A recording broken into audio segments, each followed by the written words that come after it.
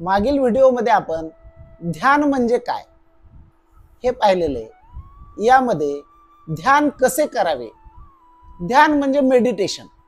आता मेडिटेशन ही काही ठराविक वर्गाची बाब नाहीये, तर सर्वांसाठी आहे। जेवढी काही मानवजात आहे, स्त्री पुरुष आबाल वृद्धांसाठी मेडिटेशन महत्त्वाचं आहे आणि त्यामुळे ते सर्वांनी केलं पाहिजे। आता मेडिटेशन सर्वांनी केलं पाहिजे, पण ते कसे करावे हा सगळ्यात मोठा प्रश्न आहे। महत्त्वाची गोष्ट अशी की जे नवीन मेडिटेशन करणार आहेत, नवीन ध्यान करणारे आहेत, त्यांना प्रश्न पडतो की मेडिटेशन म्हणजे काय असेल बुवा, कसं करायचं, ते आपल्याला जमेल की नाही। पण फार सोपं आहे आणि ते कसं करायचं ते मी आपल्याला या व्हिडिओमधून सांगणार आहे। तर त्यासाठी मेडिटेशन करण्यासाठी जागा, प्रथम जागेची निवड। मेडिटेशन कुठल्या जागेवर करावं? जागा म्हणजे आपल्या घरातली असेल, परसबागेतली असेल, बागेतली असेल, शेतातली असेल, झाडाखालची असेल, नदीकाठची असेल, पण शांत जागा असावी, निवांत जागा असावी, ज्या ठिकाणी फार वर्दळ असू नये, आजूबाजूला कर्कश आवाज येणार नसतील अशी जागा असावी। ही जागेची निवड आणि त्या ठिकाणी मग मेडिटेशन करावे, कारण मेडिटेशन करण्यासाठी शांत जागा असेल तर मन एकाग्र व्हायला मदत होते। त्यानंतर वेळ। आता मेडिटेशन करण्यासाठी कुठली वेळ चांगली? तर मेडिटेशन करण्यासाठी आपल्याला कुठलीही वेळ चांगली, कारण मेडिटेशन आपल्या वेळेनुसार केलं पाहिजे, करायला पाहिजे, तर त्याच्यात सातत्य येईल। पण जर सांगायचं झालं तर मेडिटेशनसाठी अत्यंत चांगली आणि सुंदर वेळ जर कुठली असेल तर ब्रह्ममुहूर्त। कारण ब्रह्ममुहूर्तामध्ये झोप घेऊन उठलेलो असतो, आपल्या मनात अजिबात विचार नसतात, मन प्रसन्न असतं आणि आनंदी असतो। तर त्यासाठी ब्रह्ममुहूर्ताचा टाइम म्हणजे 3 वाजल्यापासून, पहाटे 3 वाजल्यापासून ते 5:30 वाजेपर्यंतचा हा ब्रह्ममुहूर्ताचा वेळ आणि तो मेडिटेशनसाठी किंवा ध्यानासाठी अत्यंत छान आणि क्वालिटी टाइम आहे। तर ही वेळ प्रत्येकाला जमेलच असं नाही, मग त्यासाठी प्रत्येकाने काही मेडिटेशन करायचं नाही का? करायचं। मेडिटेशन कुठल्याही वेळेला तुम्ही करू शकता। आता अनेक लोक जॉबमध्ये असतात, वेगवेगळ्या कामात असतात, गिरणीमध्ये कामाला जातात, त्यांच्या प्रत्येकाच्या वेळा वेगळ्या असतात, प्रत्येकालाच ब्रह्ममुहूर्ताची वेळ ही शक्य होणार नाही। मग तुम्हाला ज्या ठिकाणी योग्य ठिकाण असेल आणि योग्य वेळ जी तुम्हाला मिळते ती वेळ 10 मिनिटं, 5 मिनिट, 15 मिनिट अशी कुठलीही वेळ मिळाली तरी तुम्ही मेडिटेशन करू शकता। त्याला कुठलंही बंधन नाही की अमुक वेळाच मेडिटेशन केलं पाहिजे असं काही नाही। तुमच्या सोयीप्रमाणे जी वेळ तुम्हाला योग्य वाटेल ती वेळ तुम्ही त्यावेळी तुम्ही मेडिटेशन करू शकता। आता पोश्चर किंवा बैठक, मेडिटेशन करण्यासाठी बैठक कशी असावी, कसं बसायला पाहिजे मी तुम्हाला थोडक्यात सांगणार आहे।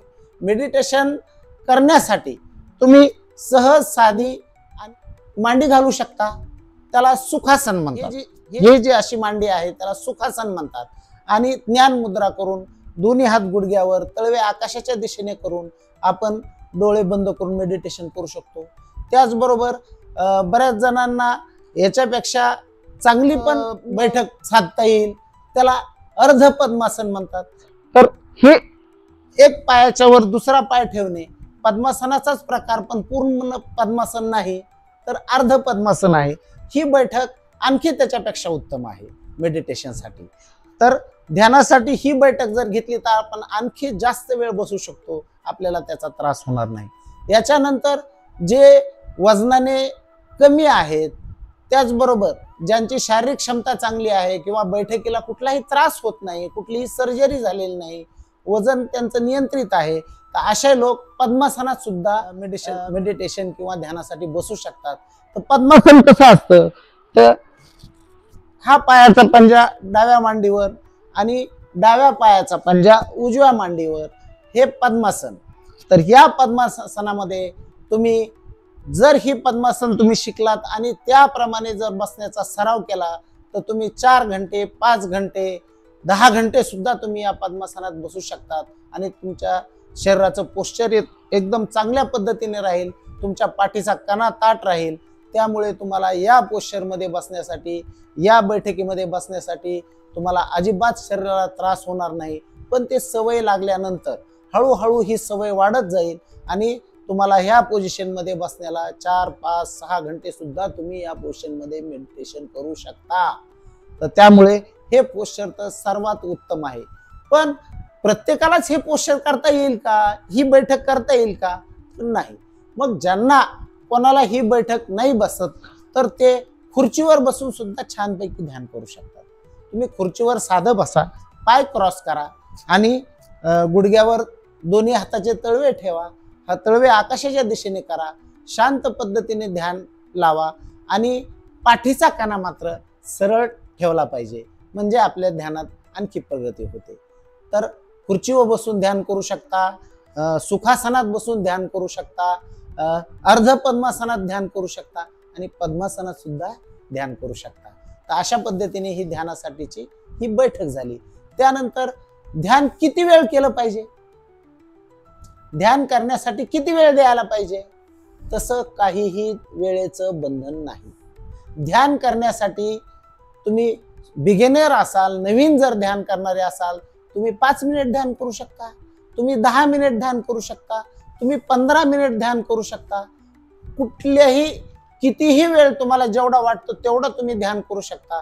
फक्त त्यामध्ये सातत्य पाहिजे. खरं तर मानलं जातं की आपलं वय आणि ध्यानाचा वेळ हे त्या मिनिटामध्ये त्याची ती मोजमाप केली जाते. की जर 10 वर्षाचं मूल जर ध्यानाला बसलं तर त्यांनी 10 मिनिट ध्यान करायला पाहिजे. 7 वर्षाचा मुलगा बसला त्यांनी कमीत कमी 7 मिनिट ध्यान केलं पाहिजे. 50 वर्षाचा माणूस जर ध्यानाला बसत असेल तर त्यांनी 50 मिनिटं ध्यान केलं पाहिजे. पण हे एकदाच होईल का? नाही. तर हे सरावाने कौशल्य आत्मसात होतं आणि मग तुम्ही सुरुवातीला 5 मिनिटं, 10 मिनिटं, 15 मिनिटं, 20 मिनिटापासून तुम्ही सुरुवात करू शकता आणि आपल्या वयाच्या त्या प्रमाणात पुन्हा ध्यानाची मर्यादा ही तेवढे मिनिट, एवढे मिनिट आपण ध्यान करावं आणि ते आपल्या शरीरासाठी योग्य राहील.